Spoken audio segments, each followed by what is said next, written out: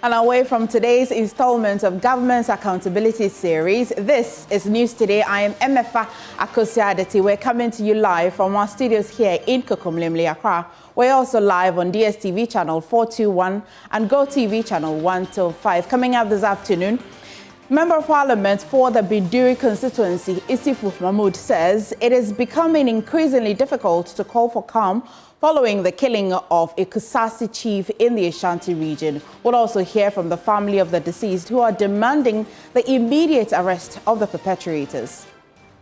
It's very painful, but it's very painful. So that's why we are pleading to the securities concerned, and then the Minister of Interior, since he has already released a statement, they should do all that they can do to let us have justice.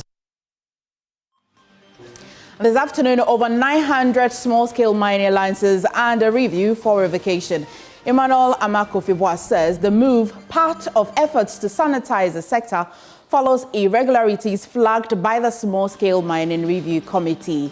And also in this bulletin, Ghana performs its first ever cardiac ablation procedure to correct irregular heartbeats. We've got details as health experts call for urgent government support to expand access to the life-saving procedure.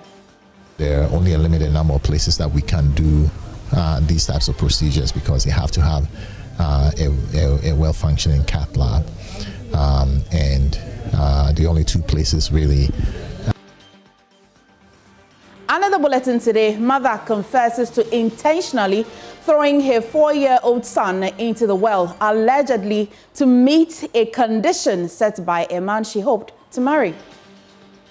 We also have business, sports, showbiz, and world today in this package. Join News independent, fearless, credible. Please stay.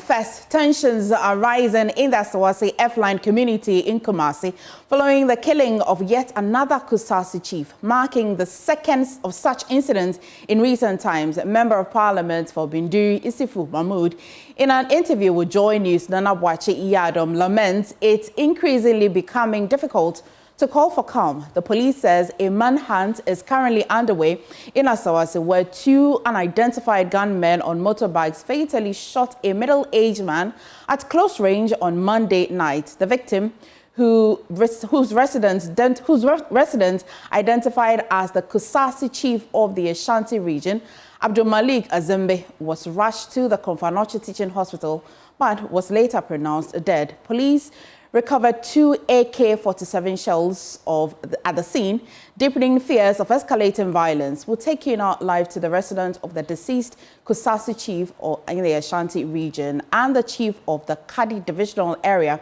in Binduri, Malik Azembe, when Nana Bwache is on standby. Nana.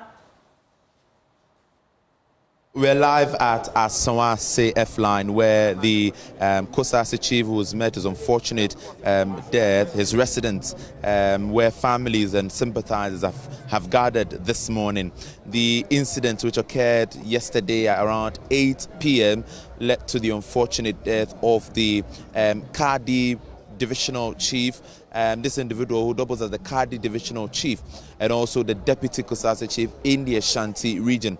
We've been told that he took over as the Kusasi chief, the substantive Kusasi chief, for about 10 years now, after the main chief fell sick for some time now. And just yesterday, two assailants on a motorbike, one wielding an AK-47 rifle, shot him and unfortunately was rushed to the Menshia Hospital, where later rushed to the Konfanoche Teaching Hospital, where he was pronounced dead. The police have carried out several investigations. We've had the MC who's come here, the Interior Minister who's also sent his message to the family and also condemned the incident that did occur. Tension has been rising among the youth from the very junction that leads you to the F-line to the residence of the Kusasi Chief. We can see that on the streets, a lot of young people, the Kusasi youth, have gathered there with so much anger that they are seeking justice to be served immediately. And all over you can see some of them who have gathered here and with the crime scene team, the Regional Police Command. We've had the other investigation bodies come all over to this place to make sure that they carry out the investigation swiftly. We've heard, as I indicated earlier, from the Interior Minister, the Honorable Muntaka Mubarak, who doubles as the Member of Parliament for the same area, MFA. And we've also come in to see the Municipal Chief Executive. There in your shoulder are the crime scene team members who've come here from the Ashanti Regional Police Command. We also have the Member of Parliament for the Binduri constituency, the Honorable Mahmoud Isifu, who is also seated here. He came in to sympathize with the family right after hearing the incident that did occur. And we'll try to speak to him, but then he's engaging some of the family members who have gathered here. So far, it's been sympathizers coming in to sympathize with the family of the Deputy Kusasi Chief in the Ashanti region. We later, earlier, we engaged the chairman of the Kusasi Chiefs Association in the Ashanti region, who's called for swift investigations into the unfortunate demise of their colleague. And we've also heard from other family members who say that justice must be served swiftly. You can see a number of people here. They've gathered here in their numbers, all of them sad to hear the incident that did occur yesterday evening. We'll try to engage the Honourable Member of Parliament as well, so that we can hear a word or two from him on what has happened. The Honourable Member of Parliament for the Binduri constituency, Honourable Isifu, is here with me, and we try to speak to him. Honourable, thank you so much for speaking to us. You're live on Joy News. You heard the unfortunate incident that did occur yesterday evening. I'm sure that's what brought you to the Ashanti region. Yes, thank you very much for this opportunity. Yes, as you rightly said, I am here on my behalf and on behalf of my other 6 MPs from the COSAC, more especially the majority leader. He directed that, yes, I take the lead here and then call for calm among the youth, do the necessary arrangements, and then communicate back to them so that we'll see the way forward to convey the mortal remains of our chief back to our hometown, my constituency, the Binduri constituency, and then give him a befitting burial.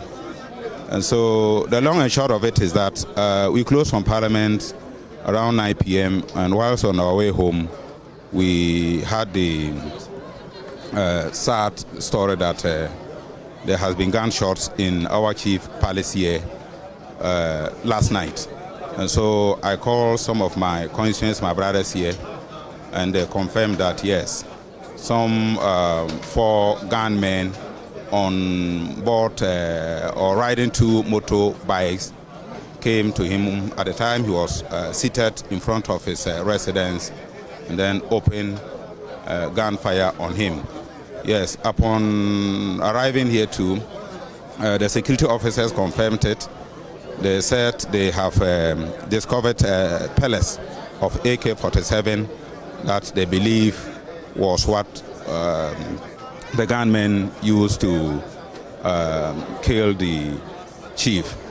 And so that is it. But what I can say is that this is becoming too many to us as CUSAC.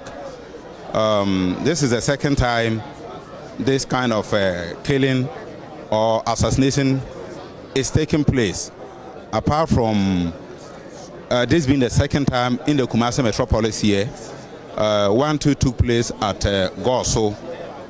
And so, yes, I don't want to speak to a certain direction, but it's becoming too much on us, and so we expect that the security officers should double their efforts as far as investigating this murder and that of the two other ones that happened at the JN market, at the Kwadaso, and then the Goso is concerned, and get the perpetrators arrested and bring them to book. If not, we are all not safe. And so it also becomes very difficult on us as leaders to continuously urge the youth to remain calm as far as some of these attacks on the Kusasi people are concerned. My colleague Nana Wachiyadom bringing us the live coverage of what's happening at the residence of the Kusasi Chief in the Ashanti region. Now, the Ashanti Regional Police Command says a full-scale investigation is ongoing and is urging the public to remain calm and assist with any information that could lead to the killer's arrest. The police statement, which I'll just be reading to you shortly on your screen, says that preliminary investigation indicates that the victim, a middle-aged man, was fatally shot by two unidentified assailants. The suspects, each riding on a motorbike, reportedly approached the victim and opened fire at close range before fleeing the scene. The statement continues to say that the victim was initially rushed to the Mensah District Hospital and later referred to the Komfanoche Teaching Hospital, where he was unfortunately pronounced dead. His body has since been deposited at the Ebenezer mortuary in Tafo for autopsy. It still continues to say, in response to the incident, the Ashanti Regional Police Commander, DCOP, Mr. Emmanuel Taekujo, the Regional Crime Officer, ACP, Mr. Ebenezer Boya, and a team of officers visited the crime scene. During the inspection, 2 empty shells suspected to be from an AK-47 assault rifle were recovered and documented. And finally, the Regional Police Command assures the public that every effort is being made to identify and apprehend the perpetrators of this heinous crime. Now, away from that, Savannah Regional Minister Salifu B. Awebe, in collaboration with the Regional Police Command, has led a joint operation to clamp down on illegal mining activities at Tuntumba, a known mining community in the Bole district. The operation saw the destruction of over 100 structures believed to be occupied by illegal miners, with 8 excavators retrieved after the miners fled upon seeing the heavy security presence. Now, addressing the media, the minister vowed that anyone found engaging in illegal mining without the appropriate license will be prosecuted.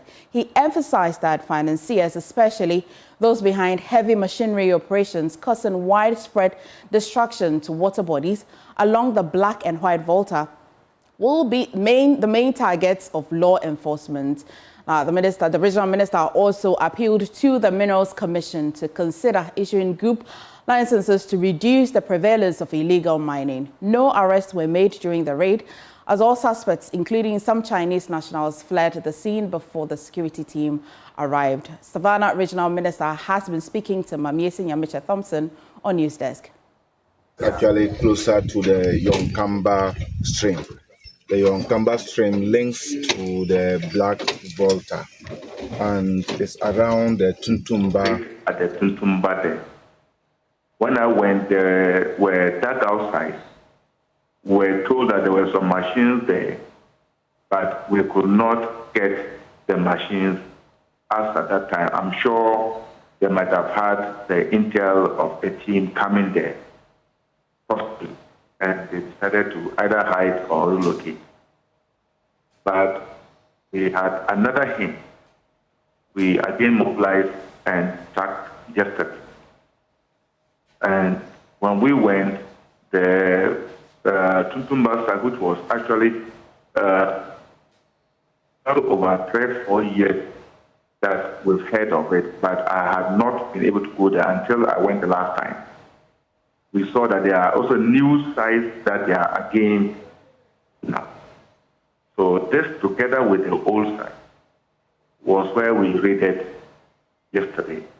And in fact, we took off in the middle of the night the day before and got to Tuntumba around dawn 4 a.m. yesterday and started the operations within that corridor. There we were able to impound about 8 excavators at different sites over there. And we also saw some of their setups that were just beginning to start the operation.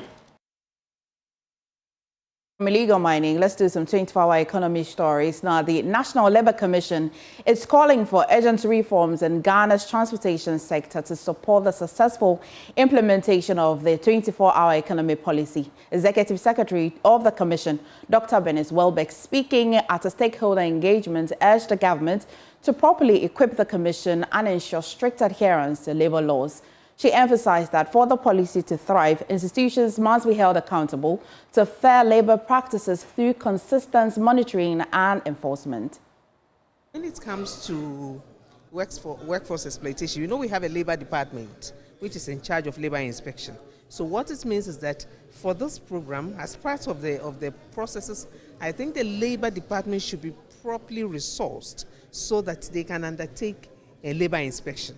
Because when they go to do labor inspection, that is where they can come out with the exploitation. If indeed there are exploitations, they can come out with those. And then if that is referred to the commission, if the industry or the sector is advised and nothing is done, then that can be referred to the commission and the commission will deal with it. So I think the issue of labor inspection is very critical in this agenda. They have the human resource, but in terms of you need a vehicle, they need to move around to do the inspections, you know, and so yes, vehicles to do the inspections and any other thing that facilitates, because I know that the inspection, I mean, there's a criteria for the inspection. So whatever resources are needed, they must be resourced to be able to undertake the the inspections. Meanwhile, head of strategy at the 24-hour economy secretariat, Abdul Nasser, has revealed plans by the government to convert the Tamale airport into a dedicated cargo terminal. The initiative is expected to drive agro-exports, boost industrial productivity, and generate employment across the northern region. What we are doing then is to design projects that allow us to specifically target the problem at the structural level and be able to overcome it at the minimum for the industrial parks and agroecological parks that we are trying to build, but then also then eventually then being able to expand it to the whole of the country. So for instance, when it comes to land, we have the participatory land access model, which is meant to ensure that the communities benefit from the land, but then the land also doesn't become too expensive for a commercial activity, so that we can use it for productive activity while also benefiting our society. We are looking at, in energy for instance, we are looking at renewable energy, looking at having solar, bio, and also the grid. Part of the Volta Economic Corridor is ensuring that we are improving transportation. And when we think about improving transportation, first is leveraging the water for water transport. Water transport is 1/8 the cost of road transport, so it's cheaper, right? And it also helps us to open up that area for development. But then we also want to ensure then that we are linking that water transport also to air transport. And that's why we want to convert the Tamale airport into an air cargo hub, so that you can use that for cargo within the sub-region, the West Africa sub-region, but also to supply North Africa.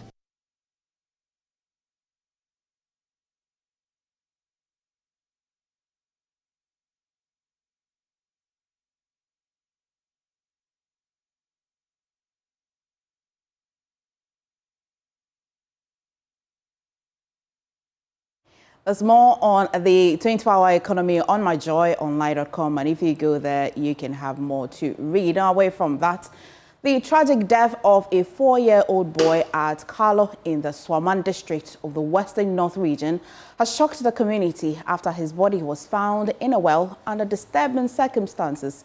Police say the child's mother, 23-year-old Ekia Efriye, has confessed to intentionally throwing her son into the well allegedly to meet a condition set by a man she hoped to marry. Adom TV's Western North Regional correspondent Augustine Boa reports that the incident occurred on Saturday, July 19. According to the police, Afriye revealed during interrogation that the unnamed man had insisted he would only marry a woman without children. In a desperate bid to maintain the relationship, she chose to take her son's life. Police officers dispatched to the scene successfully retrieved the boy's body, which has since been deposited at a local hospital morgue for preservation and autopsy to determine the official cause of death. Now, the case underscores the grim realities of child neglect and infant death, often rooted in a web of emotional manipulation, poverty, and harmful social expectations.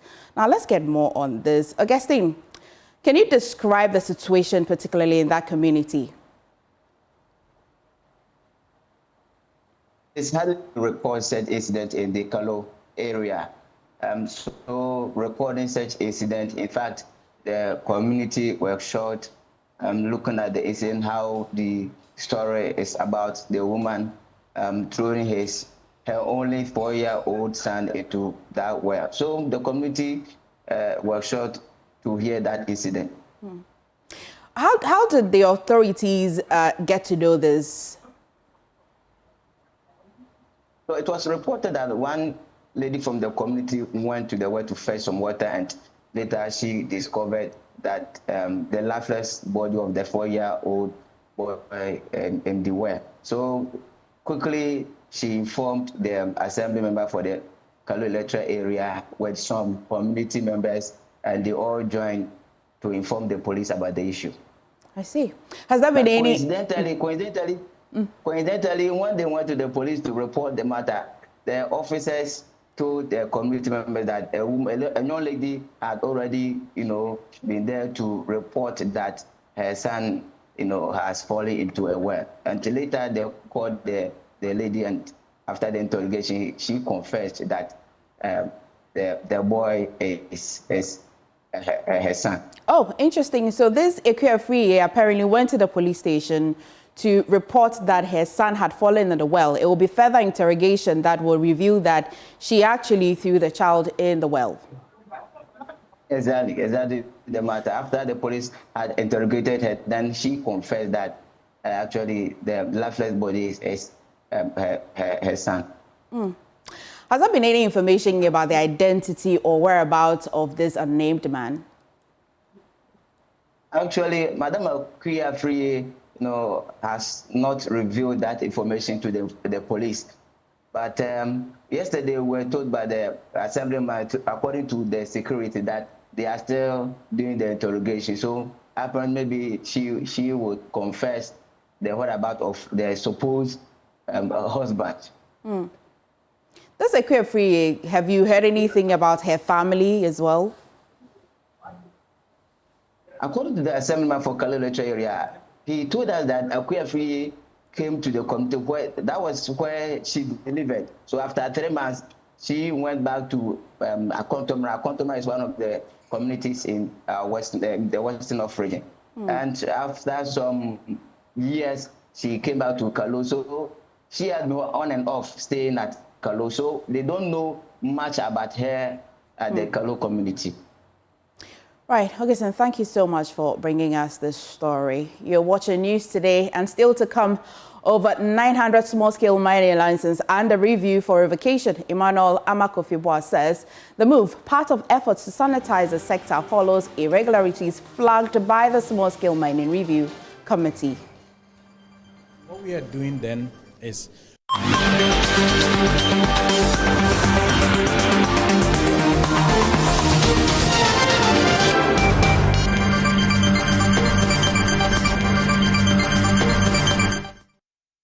Welcome back to News Today. Now, Ghana has hit a major milestone in heart care, performing its first ever cardiac ablation. The life-saving procedure corrects dangerous irregular heartbeats and once only done abroad.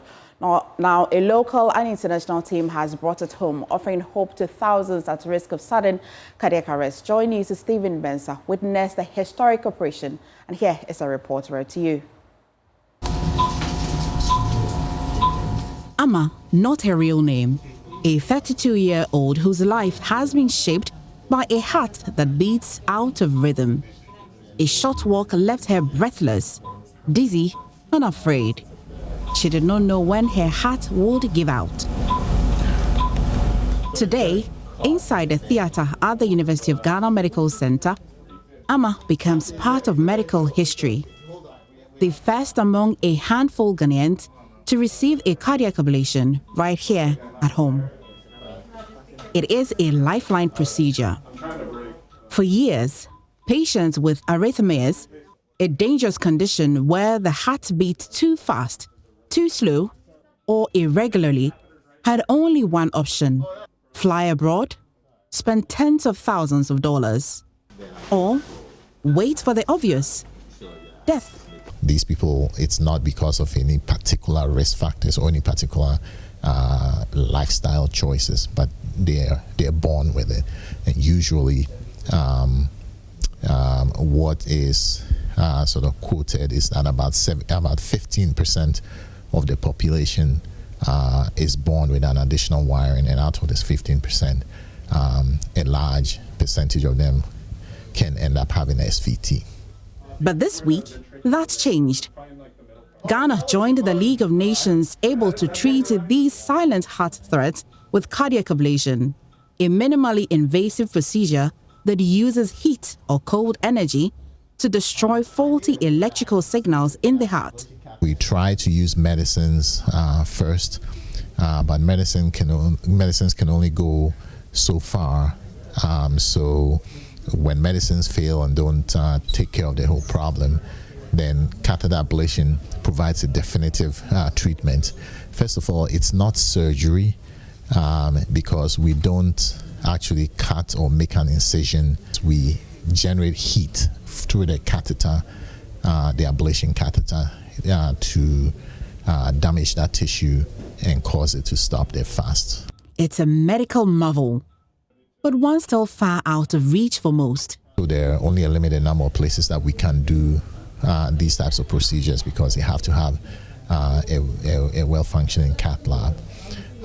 And the only two places really that have the kind of equipment and the kind of basic equipment on top of which we can add the other equipment that we're bringing at the current time at National Cardiothoracic Center at Kolibu, and then University of Ghana Medical Center. They're very costly. According to the World Health Federation, over 48,000 Ghanaians died from cardiovascular diseases in 2021 alone. Some of these deaths were preventable if only treatment came in time. So there's a lot of electronics involved, and that makes it expensive. And then there are also the catheters. Those are the disposables, the catheters that are used, and the other supplies that are included. They make the procedure very expensive. If I were to make a guess where all the supplies are being purchased by the patient, it's thousands of dollars, probably close to 10,000 for a procedure. I would like to see some governmental policies that hopefully address this need because there's a large need of patients here. Thank you. Today, Amma's heartbeat is steady, but the beat of progress must reach many more like her who live each day under threats from their own heart. Stephen Mensah, Joy News, Accra.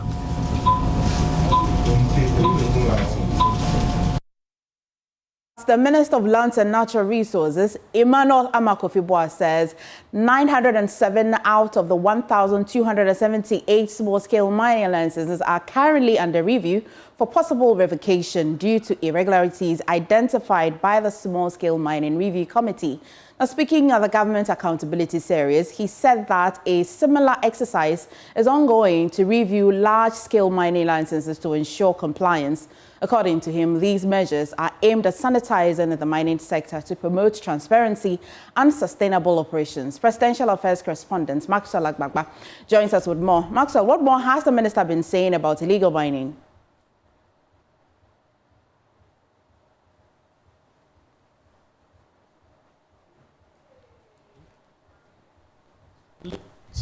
illegal mining. Now, he talked about the fact that the fight against illegal mining is not a sprint. He said it is a marathon, but said that despite the difficulties and the challenges, the facts on the ground prove that indeed this administration is committed to fighting the menace.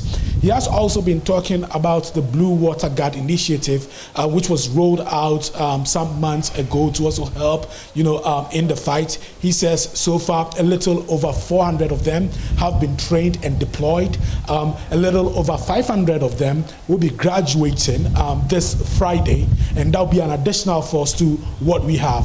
He says that the target is to train about 2,000 personnel who would help, in the fight against illegal mining. He said their main duty is not really to be in combat with illegal miners, but it is to provide intelligence to those on the ground fighting, the menace. He has also been talking about what the second phase of their work is going to focus on. He says the second phase of their work is going to focus on decemicalizing the polluted water bodies. So they'll be focusing more on removing the chemicals and restoring Ghana's water bodies to their blue state. Another thing he has been talking about here today is Ghana's bauxite. And he says that there are measures in place to ensure that Ghana gets the optimum benefit from its resources. He's been talking about 6 mining leases that are pending ratification. He says this would increase Ghana's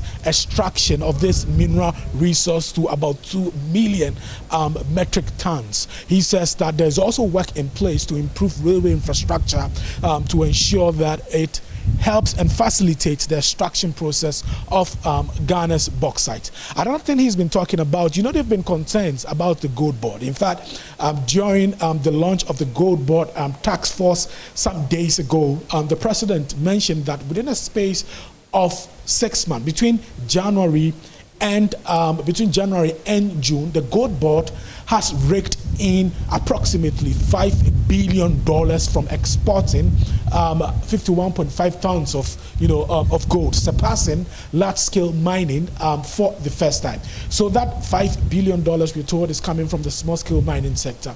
Environmentalists have raised the concern that we may possibly be,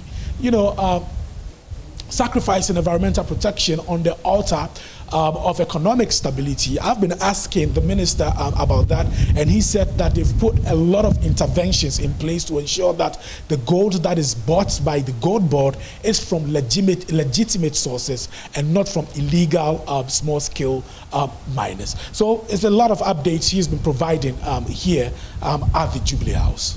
Thank you so much, Maxwell, for bringing us that details report. Thank you. We'll be bringing our viewers more on that in our subsequent bulletins. But away from that, emotions run high at the Kobenya Circuit Court as family, former colleagues and football fans of Arsenal and Asante Kotoko gathered in large numbers to demand justice for Stefan King Amwa, an officer with the Ghana Immigration Service, who was allegedly murdered and set ablaze by a close friend.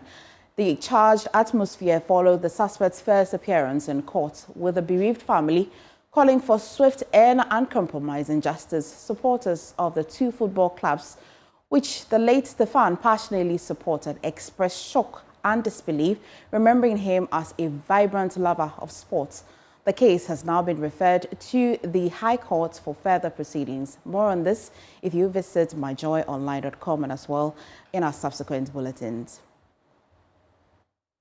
Now, Ghana's fight against M-Pox continues as health authorities confirm 16 new cases, pushing the country's total to 234 as of July 18. The viral disease, which spreads primarily through close physical contact with infected persons, remains a growing public health concern. But what do people know about this disease? Jacqueline Ansumayebwa has been finding out. Now,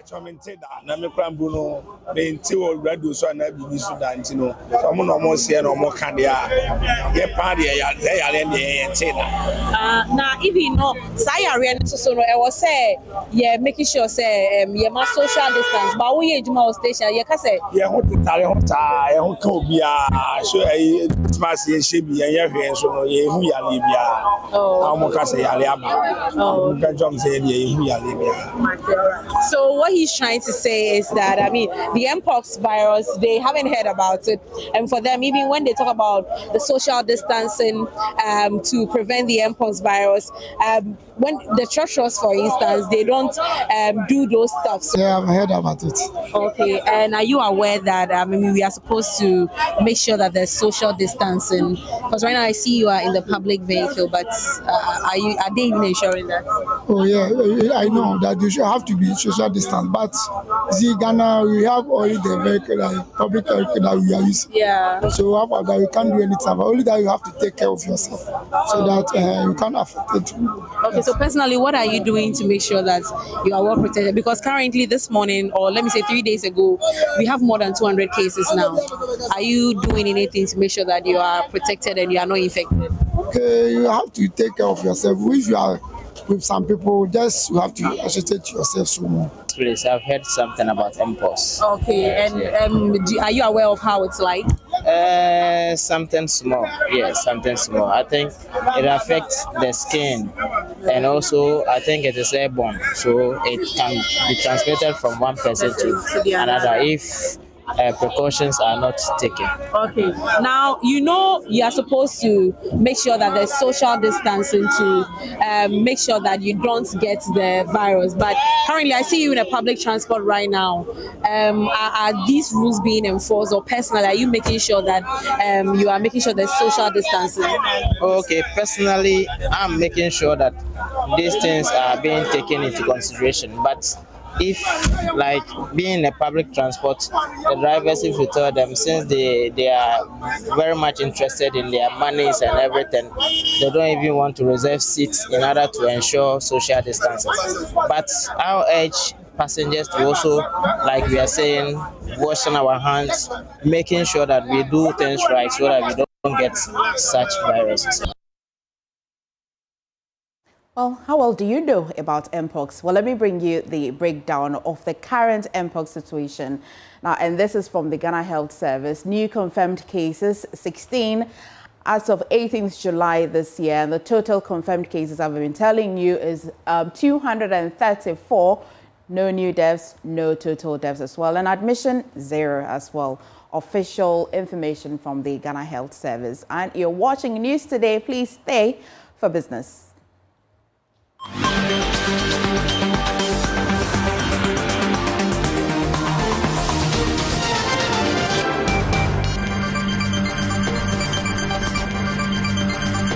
Welcome to Business here on Joy News Today. My name is Winston Taki, and now to our first business story. The Ghana Chamber of Mines is calling for equitable tax reforms, which will ensure that the small-scale mining industry adequately contributes to the country's tax net. Chief Executive at the Chamber, Engineer Ken Ashigwe, explains that the large scale, which is often burdened with taxes, as against the small-scale mining industry, remains one of Ghana's bedrocks for economic stability. Therefore, overburdening it with taxes could derail growth and expansion. He spoke at a press conference to outline the Chamber's contribution to socio-economic development. We'll bring you that in a subsequent bulletin. Now, the Minister for Trade, Industry and Agribusiness, Elizabeth Ofosu-Ejare, has called on cement manufacturers to consider some marginal reductions in the price of cement for the public. The minister made the call in an engagement with the Chamber of Cement in Accra.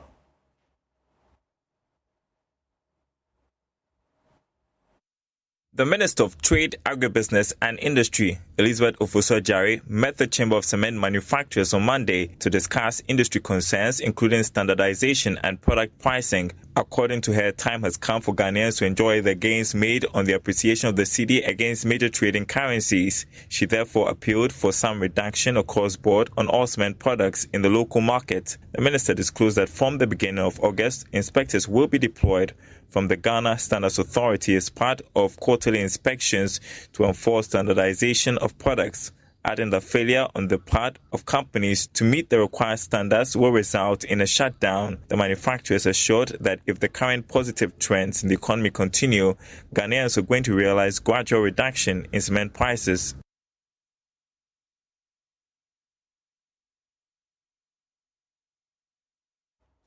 Now we'll bring you that story that has to do with the Chamber of Mines calling for equitable tax reforms, which is necessary to ensure tax compliance across sectors in the mining sector. According to the Chamber, total mineral revenues for 2024 reached $7 billion. Of this amount, $5 billion, representing 70% of total revenue, was retained in the country, underscoring the sector's commitment to contributing to socio-economic development. Speaking at a press conference, Chief Executive of the Chamber, Ken Ashigbe, called for equitable tax reforms to ensure that all players in the mining industry are taxed fairly. He also advocated for a downward review of the growth and sustainability levy to enhance investment by large-scale mining companies. Government needs the money of all of us. We all need to contribute to that particular one. And again, in a period where we are hearing that the small-scale miners might be, producing as much as the large-scale miners are producing. If the large-scale miners are generating totally 17.7, then maybe what we should do is reduce that GSL a bit and then get that sector to also contribute to that. What can we do to ensure that the $11.4 billion, for example, that is lost to Ghana can come in? If you did that and then you left a lot of resources, made a lot of resources available to the industry, a lot more investment could go into that. The Chamber lauded the revision of the fiscal terms of the Ewoya Lithium project. The Chamber's Chief Operating Officer, Ahmed Naktogma, expressed optimism about the ongoing negotiations. We've been talking, and I know you bear witness that we've talked about it, and now we thank God that a lot of progress is being made, and the government has made an announcement that it is being reviewed. So we hope that maybe before this next parliament rises, there will be a ratification of that lease. But just take into consideration the changes in the price from 3,000 to 600. And all those things. So there has to be, definitely have to be a renegotiation, a review of all the things that were in the first lease so that they can be more competitive. Engineer Kenneth Ashibe shed more light on the sector's impressive contribution to the country's economy. Corporate taxes is 10.3 billion, mineral royalties 4.9 billion, employee PAYE was 1.5 billion cedis, dividends was 1.03 billion, and others was 75.3 thousand Ghana cedis as well.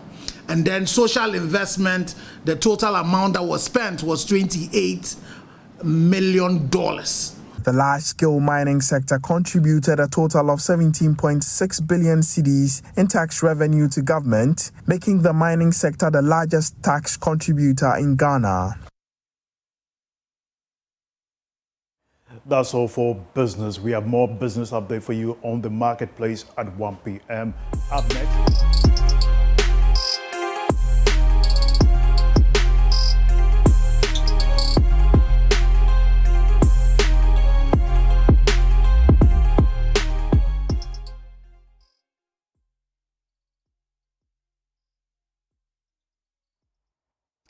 My name is Lois Shola Adeyemi, and it is time for showbiz. Now, the Kwame Nkrumah Memorial Park continues to rise with quiet majesty, remaining one of Ghana's most treasured tourist destinations.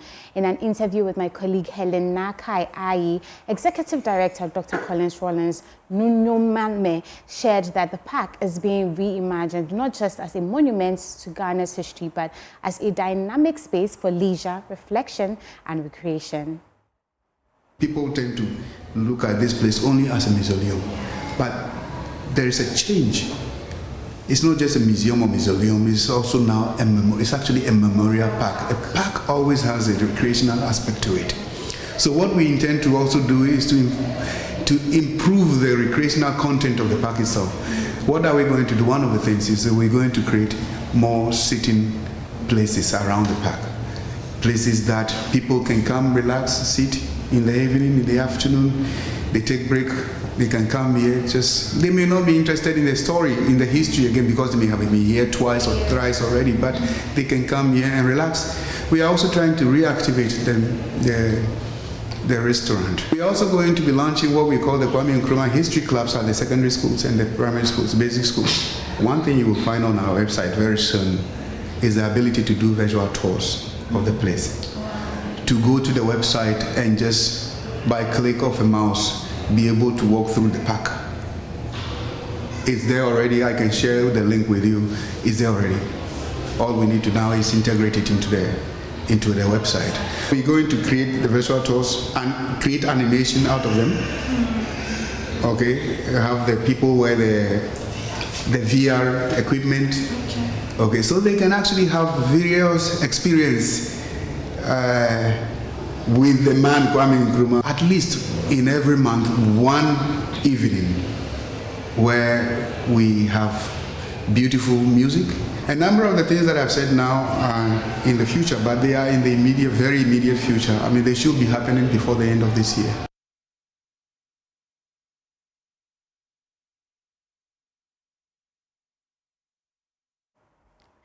Now, Ghanaian high life artist Fameye has expressed deep appreciation to the Ghana Tourism Authority for recognizing his contributions to the country's music industry. Speaking on Hits FM on July 22nd, 2025, Fameye revealed he expected only a citation at the award ceremony, but was pleasantly surprised to also receive a cash prize of 10,000 Ghana cedis. He extended his gratitude to both the Musicians Union of Ghana and the GTA for honoring his impact in the creative space. High life music. Congrats once again.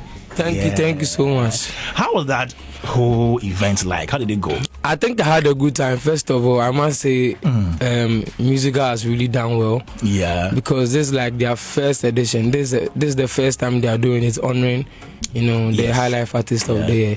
Big love to Uncle Bester Simons. He's always been a father to me, and doing this for me feels really good. And GTA as well. Abeku Santana, big love. Yeah, I had some, some cash in there from, coming from Ghana Tourism. Oh, they gave you money? Yeah, they gave me as part of the honor? Yes, from that came from Ghana Tourism. Tourism Authority? Yeah. Beautiful. And, Abeku was the one who presented it. And also, there was quite some big people there from the embassies and our high life legends like Pat Thomas, Auntie Paulina, Kechi Kwame Appiah, a lot of them. So finding myself in the midst of them, you can tell how fulfilling it is to.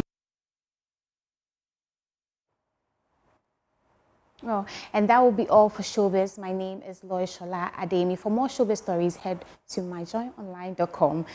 MFI Yes, Lois, thank you. And in wrapping the bulletin, world news today, the UK government has revealed details of its plans to cut foreign aid with support for children's education and women's health in Africa. Facing the biggest reductions, the government said in February, it will slash foreign aid spending by 40% from 5% of gross national income to 0.3% to increase defense spending to 2.5% after pressure from the U.S. And that'll be all for today on News Today. I'm MFA Kosiaditi. For more news, log on to myjoyonline.com. Stay for Marketplace.